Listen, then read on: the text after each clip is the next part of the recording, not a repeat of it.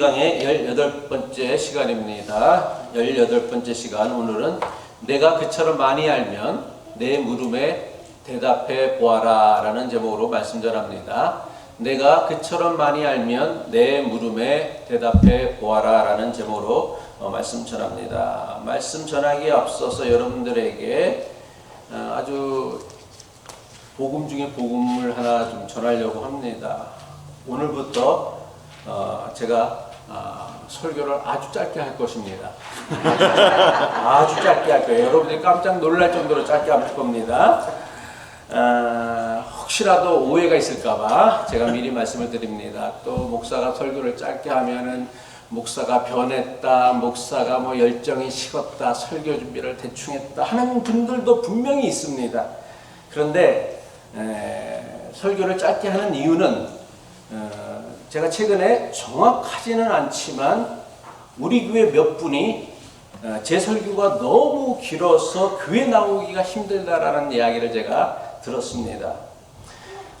감사하게도 설교 내용을 가지고서 교회 나오기 힘들다고 하셨다면 참 저도 난감했을 거예요. 제가 그거 바꿀 정도까지 그런 마음은 아직 능력을 안 되거든요. 그렇게 유연하진 않거든요. 그런데 설교가 너무 길어서 교회를 나올 수 없다고 하는데 뭐 그깟 설교 시간 줄이는 거 뭐 그게 뭐 대수겠습니까?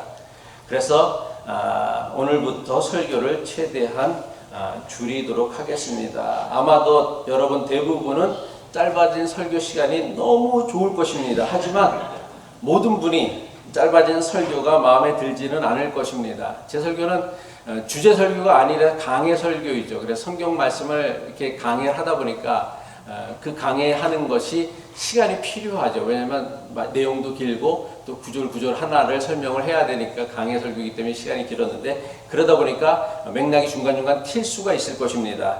그래도 여러분들이 집중하셔서 설교 들어주셨으면 좋겠고요. 혹시라도 짧아진 설교로 인하여 목사가 변했다, 목사가 열정이 식었다, 뭐 오해하지는 말아주시기 바랍니다. 그리고 혹시 우리 교회 예배가 미국 교회 예배보다 일찍 끝나게 되어지면 미국 교회 예배에 방해가 되지 않도록 특별히 조심해서 나가셨으면 좋겠습니다. 나가실 때 막 떠드셔요. 다들 떠드시는데 그러시면 안 되고요. 조용히, 그래서 주차장에서 혹시 아니면 여기서 문을 닫고 이렇게 이야기를 나눠 주셨으면 좋겠습니다. 그럼 말씀 전하도록 하겠습니다. 욥은 이유도 원인도 알 수 없는 재앙과 고통을 겪으면서 도대체 내가 왜 이런 고통을 겪어야 되는지 하나님 앞에 따지고 싶었어요. 따졌어요. 그리고 하나님을 만나서 대면하여서 왜 하나님은 나에게 이런 재앙, 고통을 겪게 하시는지 묻고 싶었습니다. 욥이 하도 오랫동안 하나님을 한탄하고 원망하면서 하나님을 대면하여 만나 자기의 문제, 자기가 겪는 재앙, 고통의 원인을 알고 싶어 하자 마침내 하나님께서 욥에게 나타나 주셨습니다. 바람과 같이 나타나 주셨어요. 하나님의 등장으로 욥은 지금까지 자신이 겪었던 재앙과 고통에 대한 비밀이 다 풀릴 것만 같았습니다. 하지만 욥에게 나타나신 하나님께서는 욥이 겪어야 했던 재앙과 고통에 대한 이 원인에 대해서 아무런 설명, 아무런 답도 주시지 않으셨습니다.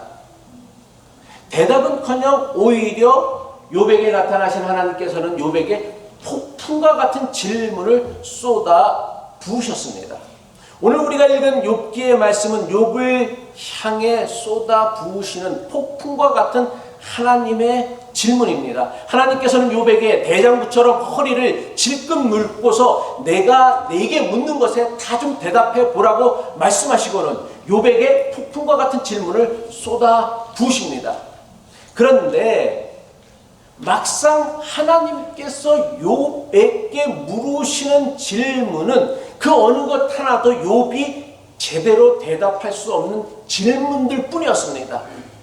하나님께서는요, 욥기 38장 4절 내가 땅에 기초를 놓았을 때에 내가 거기에 있기라도 하였느냐, 내가 그처럼 많이 알면 네가 그렇게 나에 대해서도 잘 알고 세상에 대해 돌아가는 이치에 대해서 잘 알면 내가 묻는 물음에 한번 네가 대답해 보라라고 하시면서 질문을 쏟아붓기 시작합니다.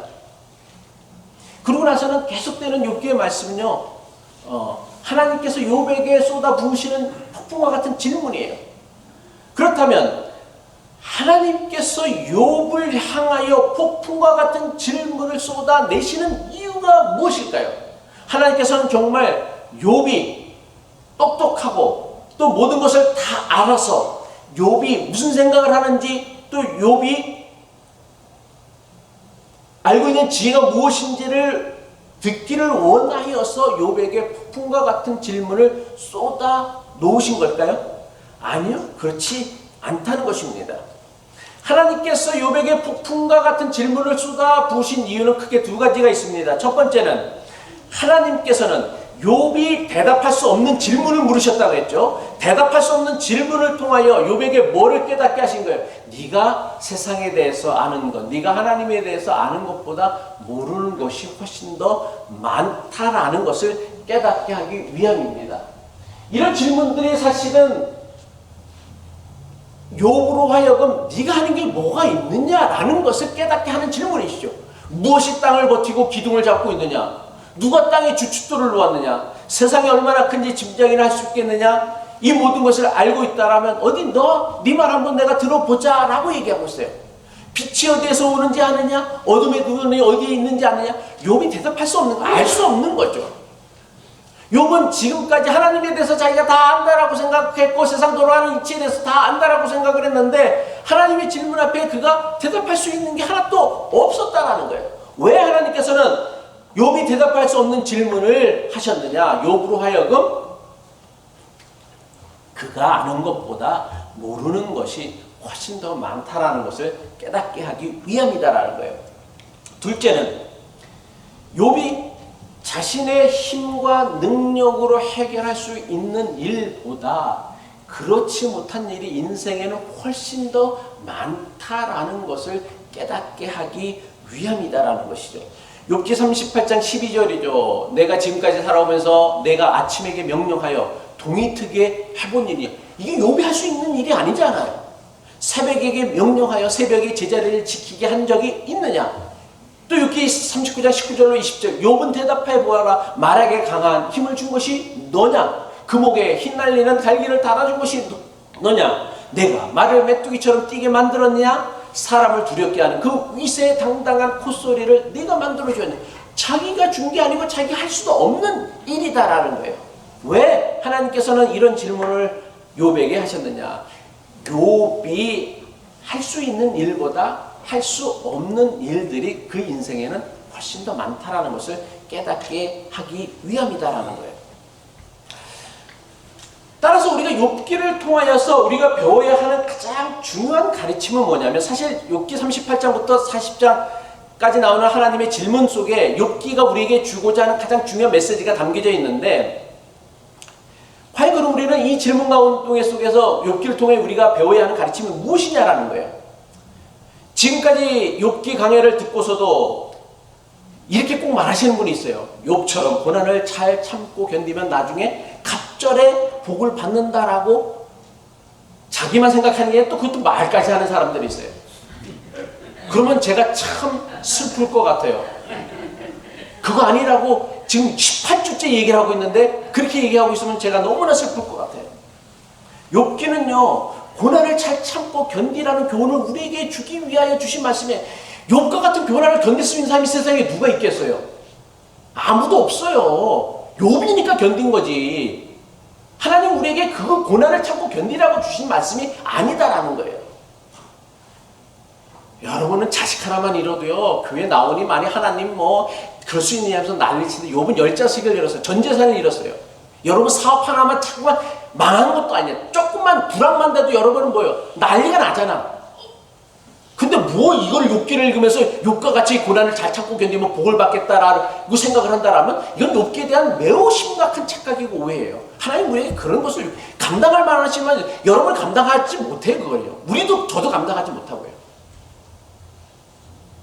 또 욥기는요, 우리가 겪는 재앙이나 고난의 원인, 이유가 무엇인지에 대해서 가르쳐주는 말씀도 아니다라는 거예요. 욥기를 통하여 우리가 배워야 하는 가장 중요한 가르침 가운데 하나는 뭐냐면, 내가 알고 있는 하나님이 전부가 아니다라는 사실을 깨닫는 거예요. 대부분의 교인들은요, 교회에 조금 다니고 성경 조금 읽고 배우면, 성경도 많이도 읽지도 않았을 텐데도 조금 읽고 배운 것 가지고요, 마치 자기가 하나님에 대하여 누구보다 가장 잘 안다라고 착각하면서 신앙생활하는 사람들이 우리 주변에는 사실 너무나 많아요. 이런 사람들은 말끝마다 하나님의 뜻 운운하면서 마치 하나님에 대해 자기가 다 아는 것처럼 신앙생활하는 사람이 너무나 많다라는 거예요.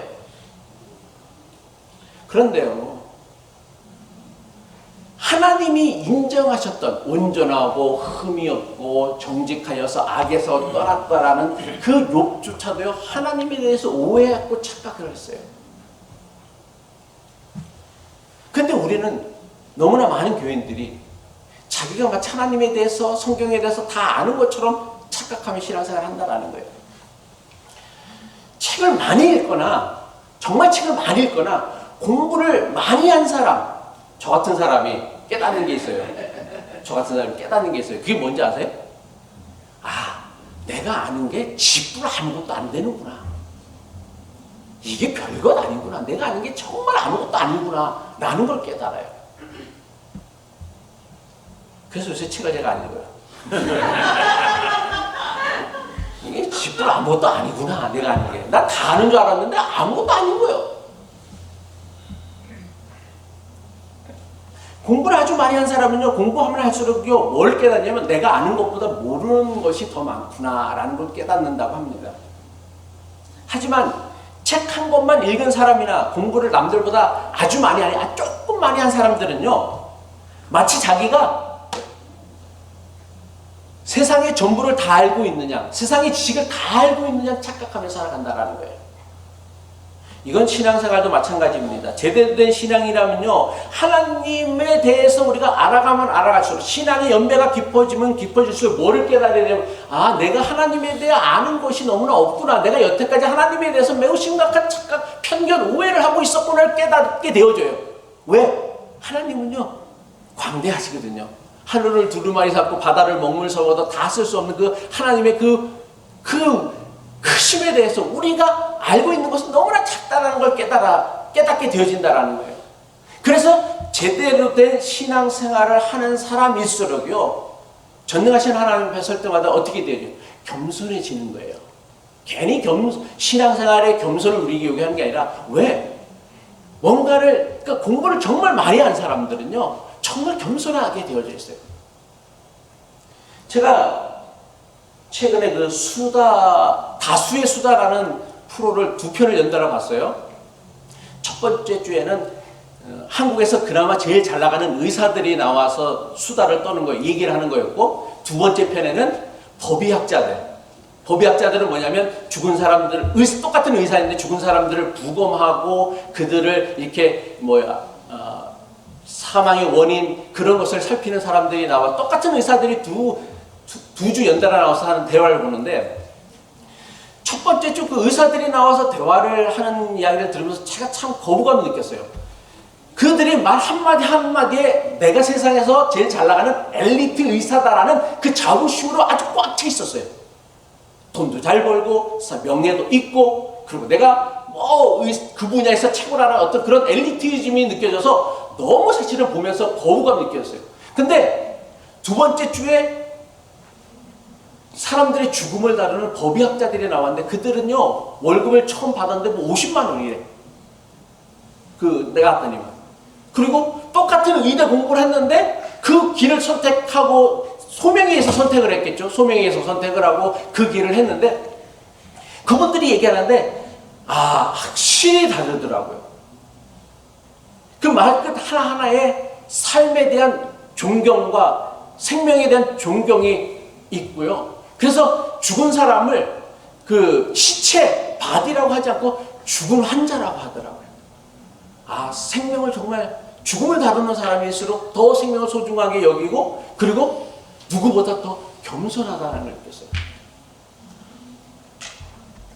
왜 제가 이런 얘기를 하느냐.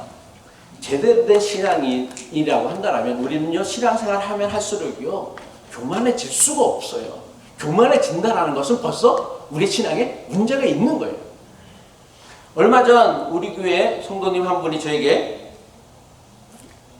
질문을 하셨습니다. 제가 이미 개인적으로 그분에게 답을 드렸지만 제가 우리가 같이 한번 생각해 보았으면 좋았어서 제가 함께 나누려고 합니다. 그분의 질문이에요. 여기 있습니다. 저는 복음에 대한 확신도 있고 이 길을 가야 한다는 믿음도 있습니다. 하지만 문득문득 제가 가지고 있는 믿음이 제대로 된 신앙의 바탕을 둔 것인지 의심스럽고 걱정될 때가 많습니다. 특별히 이번 욥기 강해를 들으면서 제가 많은 것을 잘못 알고 있었음을 알게 되면서 내가 이번 강해를 놓쳤다면 또 얼마나 잘못된 길을 이 길만이 생명의 길이라 믿으며 가고 있을까 등골이 서늘해지기까지 했습니다. 어떻게 해야 제대로 된 신앙인으로서 살아갈 수 있는지요? 전체 내용은 아니고 제가 그 질문의 요지만 이렇게 요약했습니다. 저는 이 질문하신 분이 욥기가 주는 매우 가장 중요한 교훈을 저는 이미 발견했다고 생각합니다. 굳이 제 답이 없어도 된다라고 생각해요. 욥은요, 세 친구가 그렇게 많은 논쟁을 하였지만 욥은 물론이고 욥의 세 친구 역시 조금도 바뀌지 않았어요. 그렇게 많은 논쟁을 했는데 서로 자기의 주장을 펼치며 상대방을 바꾸려고 변화시키려고 노력했는데 그 긴 논쟁을 하고 나서도 아무도 바뀌지 않았어요. 욥도 안 바뀌었지만 욥의 세 친구도 안 바뀌었어요. 욥과 욥 세 친구는 물론이고 나중에 엘리후까지 그 논쟁에 참여했지만 엘리후도 바뀌지 않았어요. 엘리후의 이야기를 듣고 욥 역시 바뀌지 않았어요. 왜 그랬습니까? 이들 모두는 다 뭐가 문제였냐면 자신이 알고 있는 하나님이 하나님의 전부다라고 생각했기 때문이에요. 그래서 자신이 아는 하나님으로 상대방을 강요하려고만 했다라는 거예요. 이건 믿음이 아니죠. 믿음은 자발적인 순종과 헌신이고 깨달음이에요. 누군가에게 강요하고 강제하는 것은요, 이거는 쇠뇌라고 하고요, 가스라이팅이라고 하는 거예요. 믿음이라고 하지 않고요.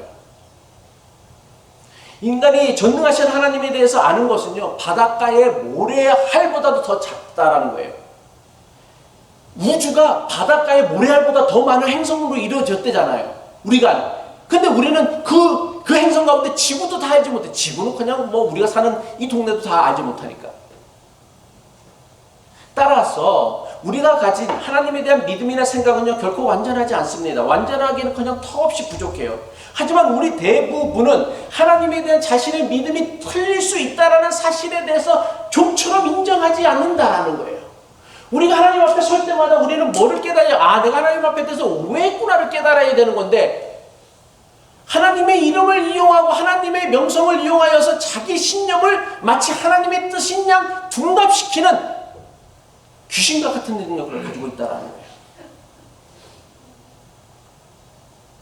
그럼 왜 사람들은요, 자신의 믿음이 틀릴 수 있었다라는 것을 좀처럼 인정하지 않으려 합니까? 자신의 믿음이 잘못됐거나 틀렸다라는 것을 인정하는 순간 지금까지 믿어왔던 자신의 신앙이 다 무너질 것이다라고 생각하기 때문이에요. 근데 이렇게 무너지는 거는 신앙이 무너지는 게 아니라 뭐가 무너지는 거예요? 자기 확신과 신념이 무너지는 것이지. 자기 확신과 신념은 어떻게 해야 돼? 무너지는 게 맞아요.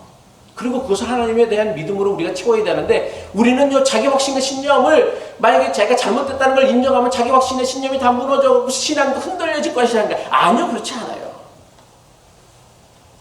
그런데 대부분의 사람들은 자신의 믿음이 심지어는 잘못됐다는 것을 알면서도 자기의 잘못된 믿음을 조금 더 고치려고 하지 않습니다. 고치려는 것은 고사하고 자신이 믿음이 잘못됐다는 걸 인정조차 하지도 않아요. 이건 매우 위험한 생각입니다. 내가 가지고 있는 하나님에 관한 생각이나 믿음이 잘못됐다는 것을 인정한다고 해요. 우리의 믿음이 무너지지 않아요. 신앙이 흔들려지지 않아요. 잘못 믿어왔던 것을 깨닫거나 지금까지 자신이 알지 못했던 하나님에 대하여 우리가 더 깊이 알아가는 것은 우리의 신앙을 더욱 성숙하게 하지 우리를 무너뜨리지 않는다라는 거예요. 하지만 우리는 잘못된 믿음을 인정하지도 않고 고치려고도 하지 않으니까 우리 신앙이 자꾸만 못 가야 되는 거예요. 외식하는 바리새인과 같은 신앙인이 되어지는 거예요. 그래서 교인들은 대단히 이중적인 사람으로 사람들에게, 세상 사람들에게 비춰지는 거예요.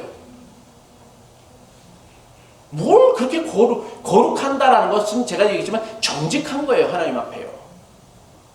뭘 그렇게 사람들 앞에 거룩한 척 하려고 해요. 하나님이 우리의 속마음까지 다 아시는데, 우리의 한계를 뛰어넘으시는 전능하신 하나님을 믿는다라는 것은요, 하나님에 대한 신념이나 확신에 사로잡혀 살아가는 게 아니에요. 하나님에 대한 잘못된 오해와 편견들, 사람에 대한 잘못된 오해와 편견들을 극복해 가는 것이 전능하신 하나님을 믿는 신앙의 본질이다라는 거예요. 이건 우리 인생도 마찬가지입니다. 우리는 인생의 정답을 알고 살아가는 존재가 아니에요. 어느 누구도 인생의 정답을 알고 살아가는 사람은 아무도 없어요. 우리는요, 끊임없는 시행착오를 통하여서 자기 인생의 궤도를 수정해 가며 살아가는 게 인생이란 말이에요. 그러니까 시행착오를 두려워할 필요 없어요. 실패를 두려워할 필요가 없어요. 실패를 인정하지 않으려는 게 위험한 것이지, 다 실수해요. 저도 실수하고 여러분도 실수해요. 그 실수를 고칠 수 있느냐, 가느냐, 못 고치냐가 그게 문제인 것이지, 실수하느냐 안 하느냐는 우리가 다 연약하고 탐욕스럽고 이기적인 존재, 어떻게 있을 수 없겠어요? 당연히 실수가 있지. 말씀을 마칩니다. 정말 빨리 끝났죠? 그래도 세 단락이 있어요. 우리 대부분은요, 자신은 변화하려고 하지 않으면서 다른 사람은 변화시키려고 그렇게 노력하며 살아가요. 남편은 아내를 그렇게 왜 이렇게 바뀌려고 하는지 몰라. 아내는 남편을 그렇게 바꾸려고 하는지 몰라. 목사는 교인은 목사를 변화시키려고 합니다. 왜 그렇게 할까요? 그게 자기에게 이익이 되기 때문이에요.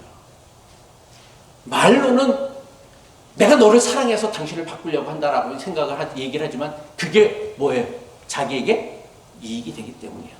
또 다른 이유는 뭐냐면, 왜 자기는 안 바꾸고 남을 바꾸려고 하느냐? 하나님을 믿는다고 하면서 우리의 판단의 기준은 항상 자기 자신이기 때문이라는 거예요. 우리는 항상 자신을 기준으로 삼고서 다른 사람을 봅니다. 그래서 나와 다른 생각을 하는 사람을 보면, 나와 다른 사람이라 생각하면 되거든요. 기준을 자기에게 잡는 게 나쁘다라는 건 아니에요. 나와 다른 사람 생각을 하는구나 생각을 하면 되는데, 우리는 어떻게 생각을 하냐면, 저 사람의 생각을, 죄송해요, 마이크가 배터리가 다 돼서 제가 끄고 그냥 말할게요. 다른 사람의 생각을 바꿔야 한다라고 생각한다라는 거예요. 하지만 여러분 한번 해보시면 알겠지만, 다 느꼈겠지만, 남을 변화시키려고 하면 변화는커녕 어떻게 해요? 남의 마음에 뭐를 줘요? 상처만 줘요. 그러니까 남편은 아내 바꾸려고 하지 마세요. 아내 남편 바꾸려고 하지 마세요. 목사 교인 바꾸려고 하지 말고 교인 목사 바꾸려고 하지 마세요.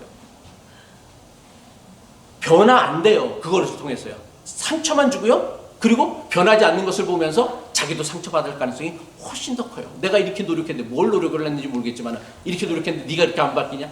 못 살겠어. 죽겠어. 라고 얘기를 하죠.